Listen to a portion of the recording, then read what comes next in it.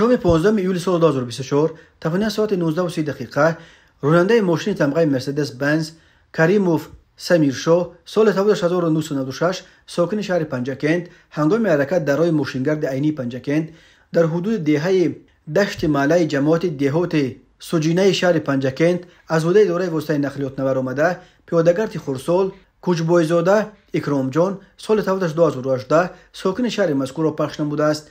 در نتیجه خرسال کوچبویزاده جراحت‌های وزن جسمانی برداشته در جای حادثه به هلاکت رسیده است. شام 15 ایول سال 2024 تقریبا ساعت 23:30 راننده ماشین تمغه مرسدس بنز قربانوف کامران سال 2004 ساکن شهر دوشنبه هنگام حرکت از سمت شهر دوشنبه به سمت شهر ایسار هنگام رسیدن به شهر ایسار از حوزه دوره واسطه نقلیات نبر آمده با قسم پیش ماشین پیادهگرد نوروف سفرعلی سال 1978 ساکن شهر ایسار را پخش نموده است.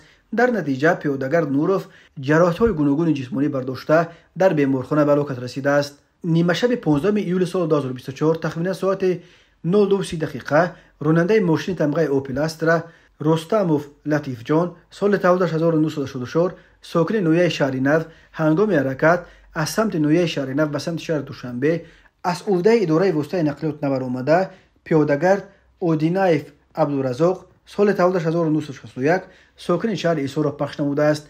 در نتیجه پیادهگرد اودینایف جراحت‌های گوناگون جسمانی برداشته در جای حادثه به هلاکت رسیده است. بازم شام 15 ایول سال 2024 تقریبا ساعت 20:50 راننده موتورسیکل تمغه تویوتا ظریفوف محمد رسول سال 1989 ساکن نویه جیهون هنگام حرکت در شورای 5 پایان دوشنبه در حدود جماعت دهات قمسنگر از حوزه دارای واسطه نقلیات نبر آمده دوچرخران احمدوف ناظم جان سال 1966 ساکن نویه مذکور را پخش نموده است.